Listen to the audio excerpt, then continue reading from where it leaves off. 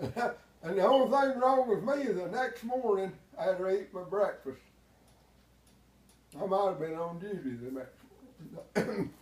I don't know where I was or not. But when I eat my breakfast, I started to just get up, just get up without doing anything like this now. Yeah. And it right in my joints there. I could tell there's a little bit something wrong with them, but I still lifted up, and it went away because I walked. I got down easy. So how long did it take you to get down in the canyon and back out? Well, let me You didn't spend the night, did you? No, we didn't spend the night. It was dark when we got back. I know it. We left. We done packed our breakfast after we eat. It's round, and they have, I can't remember. It was early in the morning. 10 miles is a pretty good walk. And that was 25 miles we walked. 10, 20 going in and out, Yeah. 5 now. and I made it pretty good. I mean, I didn't have no trouble because I'd walk. Did you carry anything like a backpack or anything? Some water? Just water and it's about all I took's water and food. Yeah, we eat dinner. When we got across, I said, we'll need to pack us a dinner. But I done seen that 10 miles down, and I know that I'd have to come back 10 miles. It'd be 20 miles. And I know that. And that's the reason that people get turning back. But they had mules there you could ride. I was checking on a mule ride. I was thinking about going down and riding down in a mule. And they got some pretty big hills. Yeah. Pretty big steep mule, banks. I wouldn't trust the mule. Was it? Not spooky. I told him I'd walk with anybody to go across the Ryan, and me and Ryan's on one walk. I know of it. Oh, everybody else turned around? Yeah, all went with us. There's a lot of people go down in there, but if anybody else made it walking, but that Kelly was that name. That's his last name, Kelly. Kelly. That's all I remember. Old Nardone was the first sergeant. I always told him Nardone. He's from Seattle, Washington, Nardone was. He went overseas with us. I could have got out of going overseas if I just spoke up one time. Because he said there was going to have to, couldn't take all the cooks go. I said, well, heck, I'd hate to get kicked out of it. Because I done the reason I got, we packed up to go to Pacific when I hadn't been in but 6 months. Done packed up to go to Pacific. And I know why my orders got changed. Since I watched that thing on the because of North Africa. Wilkes, not the FDR. this cripple man. What? FDR. Yeah, Franklin Roosevelt. yeah, Roosevelt. He had another man. It was about time I was watching that thing. It might have been in the middle of it, on later. Help him, but he always had the main. What he said went. Mm-hmm. Roosevelt did. Franklin, the crippled fellow. And when the other fellow that was helping him picked where to send the troops, around about that time they was wanting to send a lot of them over to the Japanese. So Roosevelt said, you can't do that. You got to go help out the Russians over there in North Africa. That's where we need help. And Fred Crompton went. He would have, if he had stayed in, he'd have went to time out to go to North Africa. But for some reason, our outfit is going. We was a backup for North Africa. They said that's what we was training for, to go to North Africa. And all they'd feed us is goats. We called it goat. It was sheep. Sheep ain't no good as a goat to eat. Yeah. Alone, it's got a taste you don't like. And I hauled it. We stayed out in the desert for 6 months. For half time I was in the Army, and that's something that have saved my life. I'm not going to. Pacific wouldn't have been ugly. If I'd have went there, I'd been dead. And that's one reason old Nardone was going to send more cooks. I think, well, if I stay there, they not need some cooks and back over there. And I didn't want to go over there where them Japanese wouldn't surrender. They didn't. And the Germans, I know the people over there, and I always wanted to go to. If I ever had to go overseas, go to Europe.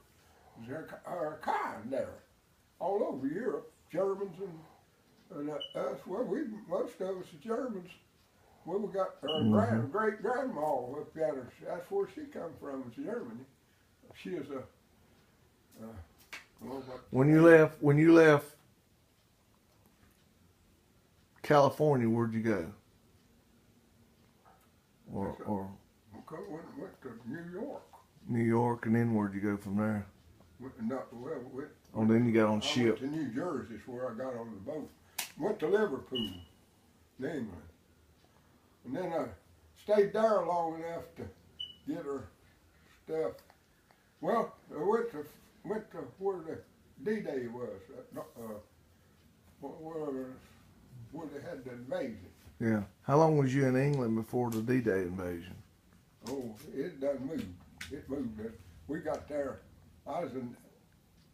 They'd done invaded over there in France on D-Day. It doesn't happen. Well, you know what? It happened. Luke went. That's where Luke landed. Luke who? Luke Adams. Oh yeah. It was, and the front had done got to into Metz, Germany, but when I got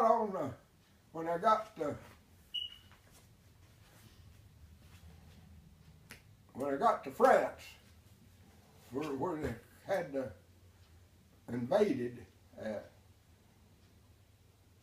our ship, old Camacho and me and Ryan and a little Englishman, he told us that when I get the kitchen truck off, said y'all pack off and all whatever you got to carry, you can get down the rope better.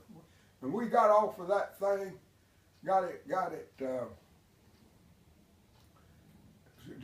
just got our stuff thrown off. There's three, the little Chinaman and Camacho and the truck driver and me and him stretched our putt that little Chinaman, old Ying S.E. was his name, and Robert Ryan. We got our stuff off. There's some of the old pool didn't get off because he was one of the cooks that went overseas with it. We sat there two weeks waiting on the anchor. That lost its anchor in the English Channel, and the thing went floating back towards England. And that's when we done got off, and I had that barge to pull it in home. That's what the rest of the outfit was on there. So what'd y'all do? Didn't do nothing but drink wine, old Camacho, and swapping groceries for wine. And that's how dumb the Army was, that no part of them, wasn't nobody there, and however they communicated, the communication wasn't no good. We about bought France with all that groceries again. I think it might have slowed down some. They might have changed it, but I can't remember how long it was there. But old Camacho, he liked to drink that great wine, and his mouth was unturned the color of the wine. He's pretty old. He's from Spain. He can speak Spanish like these Mexicans. but he wasn't a Spaniard. He was white folks from Spain. And his truck driver, he's a little old. I drive the old skitzer truck most of the times we had for to go help him out. But well, we got down there at Southampton. That's where we sailed from to go. Went across the English Channel on a one of these there ships that's made. Liberty ship. Liberty ship. And there's a lot of them blowed half and two. I was scared of coming home on a Liberty ship, come home on one, and know how they fell apart over there. There's a lot of them broke in half where they'd been hit, and there wasn't good welding in it. You could tell that people went down there to Wilmington to weld to make money. That never had a torch in their hand. I know that. I was scared of coming home and what was going on, really. Because you knew what was going on. But we got reported sunk in between Ireland and Scotland. There's a narrow place you come through there, and the Germans reported they sunk to Mauritania. And that ship we was on. But what we done, it fired at us and whatever they shoot with and hit a oil tanker, and that whole ocean lit up, burnt the oil tanker up on them. Probably everybody got killed in it, whoever was driving it. But we headed back to we wasn't nobody guarding us going over there. Wasn't in a convoy, but what we done, they changed courses all the way over, zigzag, and all the way back. And we got out, and you know, there's people up around New York and New Jersey. There's a thing followed us to flip way out in the ocean. Mm-hmm. Before it turned us loose. But then I guess that's when we went to zigzagging. But there's ships sunk on the East Coast. A lot of them. They sure was. Oh, yeah. And it wasn't in the news. No, they wouldn't tell nobody about it. They didn't want nobody to panic about it. But there's a lot of them. But a lot of them got sunk while they got over too. Right pretty close there. I've heard that. That stuff, and even the Japanese even flew some kind of bomb in on a parachute to us. Mm-hmm. Balloons. They had hot air balloons, and they'd drop and set fires. Set fires in the desert.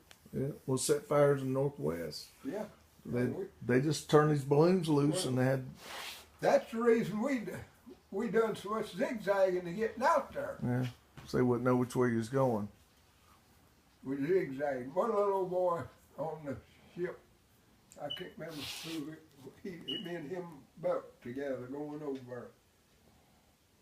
And that's when we was still on the train. But we got down there on the water, and they put us on a ferry to take the train wherever to get across there. We're on New Orleans.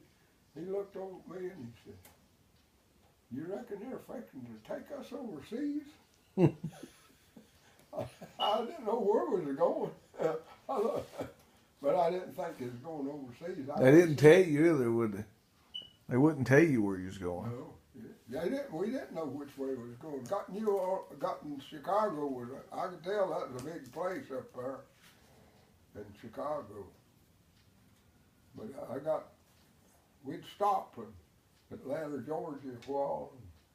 And we might have stayed stopped summers around that when we got on that water. Had that whole train on the ferry or something. Yeah. Something to get, I don't know how it powered. But you get out, it took us a whole week to get out there. Doing all that zigzagging. And you come home and I would come home twice while I was out there.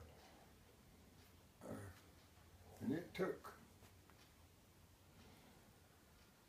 didn't take two, but that's a couple of, I don't know how long it took to get back and forth. but it didn't take no week. A day